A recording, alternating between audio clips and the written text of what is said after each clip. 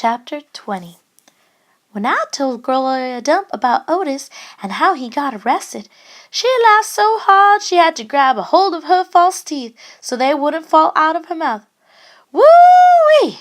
she said when she was finally done laughing. "That sure is some dangerous criminal." "He's a lonely man," I told her. "He just wants to play his music for somebody." Gloria wiped her eyes with the hem of her dress. "I know it, sugar," she said, "but sometimes things are so sad they get to be funny." "You know what else?" I said, still thinking about sad things. "That girl I told you about, the pinch-faced one, Amanda, well, her brother drowned last year. He was only 5 years old, the same age as Sweetie Pie Thomas." Gloria stopped smiling. She nodded her head. "I remember hearing about that," she said. "I remember hearing about a little drowned boy." "That's why Amanda's so pinch-faced," I said. "She misses her brother." "Most likely," Gloria agreed. "Do you think everybody misses somebody, like I miss my mama?"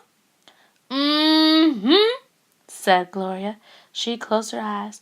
"I believe sometimes that the whole world has an aching heart." I couldn't stand to think about sad things that couldn't be helped anymore, so I said, "Do you want to hear some more Gone with the Wind?" "Yes, indeed," Gloria said. "I've been looking forward to it all day. Let's see what Miss Scarlet is up to now." I opened up Gone with the Wind and started to read, but the whole time I was thinking about Otis worrying about him not being allowed to play his guitar for people. In the book, Scarlet was looking forward to going to a big barbecue where there was going to be music and food. That's how I got the idea. "That's what we need to do," I said. I slammed the book shut. Winn-Dixie's head shot up from underneath Gloria's chair. He looked all around nervous like. "Huh?" said Gloria Dump. "Have a party," I told her. "We need to have a party and invite Miss Franny Block and the preacher and Otis can play his guitar for everybody. Sweetie Pie can come too. She listens to his music good." "We who?" Gloria asked. "We, me, and you. We can make some food and have the party right here in your yard." Said Gloria Dump. "We can make peanut butter sandwiches and cut them up in triangles to make them look fancy." "Lord," said Gloria Dump, "I don't know if the whole world likes peanut butter as much as you and me and this dog." "Okay then," I said, "we can make egg salad sandwiches. Adults like those." "You know how to make egg salad?" "No, ma'am," I said.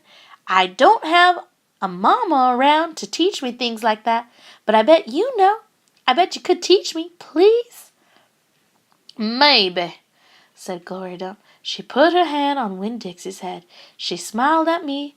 I knew she was telling me yes. "Thank you," I said.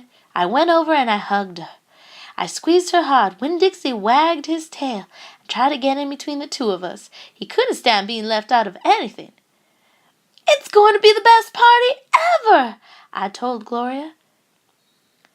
"You got to make me one promise, though," Gloria said. "All right," I told her. "You got to invite them Dewberry boys." "Dunlap and Stevie?" "Mm-hmm. Ain't gonna be no party unless you invite them." "I have to?" "Yes," said Gloria Dump. "You promise me." "I promise," I said. I didn't like the idea, but I promised. I started inviting people right away. I asked the preacher first. "Daddy?" I said.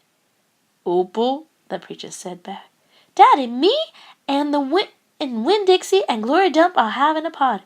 "Well," said the preacher, "that's nice. You have a good time." "Daddy," I said, "I'm telling you because you're invited." "Oh," said the preacher. He rubbed his nose. "I see." "Can you come?" I asked him. He sighed. "I don't see why not," he said. Miss Franny Block took to the idea right away. "A party?" she said and clapped her hands. Yes, ma'am, I told her. It will be kind of like the barbecue at 12 Oaks and Gone with the Wind, only it's not going to be as many people, and we're going to serve egg salad sandwiches instead of barbecue. That sounds lovely, Miss Franny said. And then she pointed at the back of the library and whispered, Maybe you should ask Amanda too. She probably won't want to come, I said. She doesn't like me very much. Ask her and see what she says, Miss Franny whispered. So I walked to the back of the library and asked Amanda Wilkinson in my best manners voice to please come to my party. She looked around all nervous and stuff. A party, she said.